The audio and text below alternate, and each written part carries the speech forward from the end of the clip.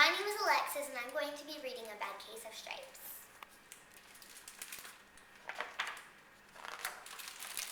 Camilla Cream loved lima beans, but she never ate them. All of her friends hated lima beans, and she wanted to fit in. Camilla was always worried about what other people thought of her. Today she was frightened even more than usual. It was the first day of school, and she couldn't decide what to wear. There were so many people to impress. She tried on 42 outfits, but none seemed quite right. She put on a pretty red dress and looked in the mirror. Then she screamed. Her mother ran into the room, and she screamed too. "Oh my heavens!" she cried. "You've completely covered in stripes!" This was certainly true. Camilla was striped from head to toe. She looked like a rainbow. Mrs. Cream felt Camilla's forehead. "Do you feel all right?" she asked. "I feel fine," Camilla answered, "but just look at me." You get back in bed this instant," her mother ordered. "You're not going to school today." Camilla was relieved. She didn't want to miss the first day of school, but she was worried about what other kids would say, and she had no idea what to wear with those crazy stripes. That afternoon, Dr. Bumble came to examine Camilla. "Most extraordinary," he exclaimed. "I've never seen anything like it. Are you having any coughing, sneezing, runny nose, aches, pains, chills, hot flashes, dizziness, drowsiness, shortness of breath, or uncomfortable twitching?" "No," Camilla told him. "I feel fine." "Well then," Dr. Bumble said, turning to Mrs. Cream, "I don't see any reason why she shouldn't go to school tomorrow. Here's some ointment that should help clear up those stripes in a few days. If it doesn't, you know where to reach me." And off he went. The next day was a disaster.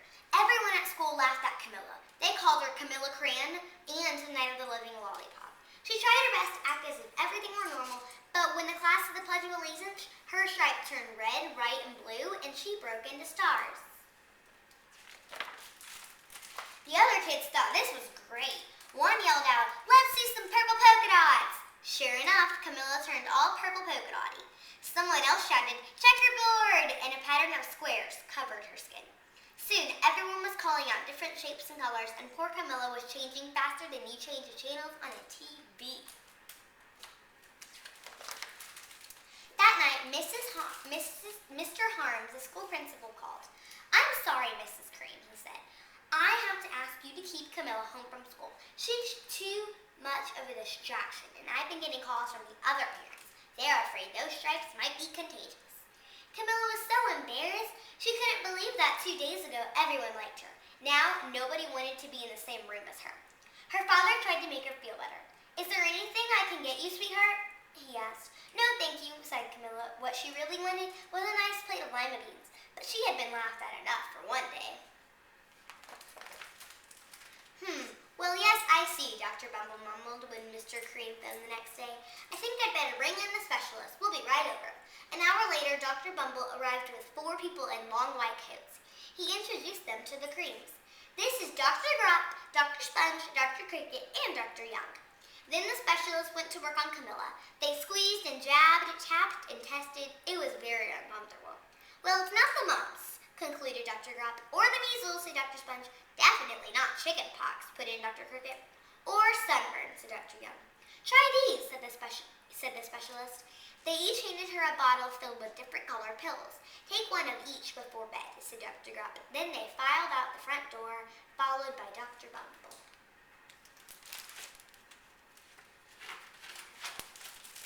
That night, Camilla took her medicine. It was awful. When she woke up the next morning, she did feel different, but when she got dressed and her clothes didn't fit right.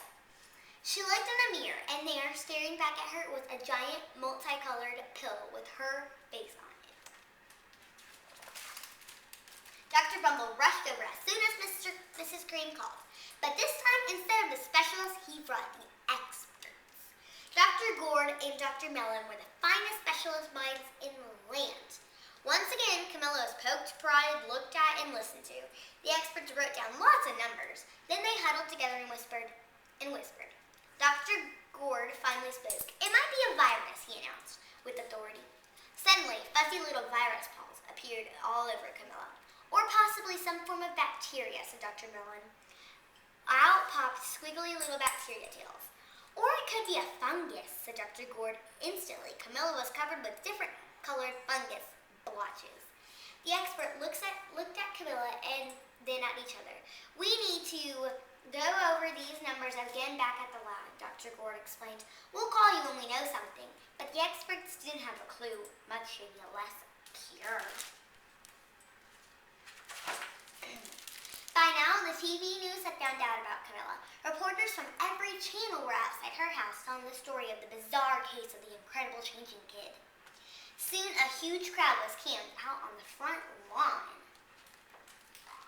The creams were swapped with all kinds of remedies from physiologists, allergists, herpetologists, nutritionists, physics, and an old medicine man, a guru, and even a veterinarian.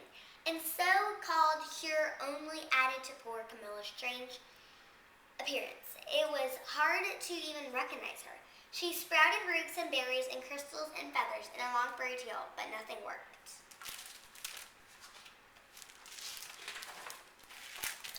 One day, a woman who called herself an environmental therapist claimed she could hear Camilla. Close your eyes, she said. Breathe deeply and become one with your room. I wish you hadn't said that, Camilla groaned. Slowly, she started to melt into the walls of her room. Her bed became her mouth, her nose was the dresser, and 2 paintings were her eyes.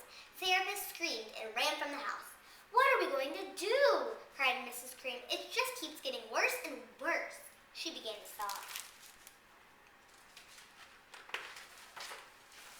At that moment, Mr. Cream heard a quiet little knock at the front door. He opened it, and there stood an old woman who was just as plump and sweet as a strawberry. Excuse me, she said brightly, but I think I can help. She went into Camilla's room and looked around. My goodness, she said with a shake of her head. What we have here is a bad case of stripes. One of the worst I've ever seen. She pulled a container of small green beans from her bag. Here, she said, this might do the trick. Are those mashed beans? Asked Mrs. Cream. Oh my, no, replied the old woman. There's no such thing. They're just plain old lima beans. I bet you'd like some, wouldn't you? She asked Camilla. Camilla wanted a big helping plate of lima beans, more than just about anything, but she was still afraid to admit it. Yuck, she said. No one likes lima beans, especially me. Oh dear, the old woman said sadly. I guess I was wrong about you. She put the beans back in her bag and started toward the door. Camilla watched the old woman walk away. Those beans would taste so good, and being laughed at for eating them was nothing compared to what she'd been going through. She finally couldn't stand it. Wait, she cried. The truth is, I really love lima beans. I thought so, the old woman said with a smile. She took a handful of beans and popped them into Camilla's mouth. Said Camilla. Suddenly, the branches, feathers, and squiggly tails began to disappear. Then the whole room swirled around. When it stopped, there stood Camilla, and everything was back to normal. I'm cured, she shouted. Yes, said the old woman. I knew the real you was in there somewhere. She patted Camilla on the head, then she went outside and vanished into the crowd. Afterward, Camilla wasn't quite the same. Some of the kids at school said she was weird, but she didn't care a bit. She ate all the lima beans she wanted and never had even a touch of stripes again. My favorite part of this story was probably when Camilla changed into a pill after she took her pill because it was multicolored and she could hardly fit in her clothes, and I thought it was really funny. I picked this book to read because I thought it was really funny and interesting, and that the illustrations were amazing.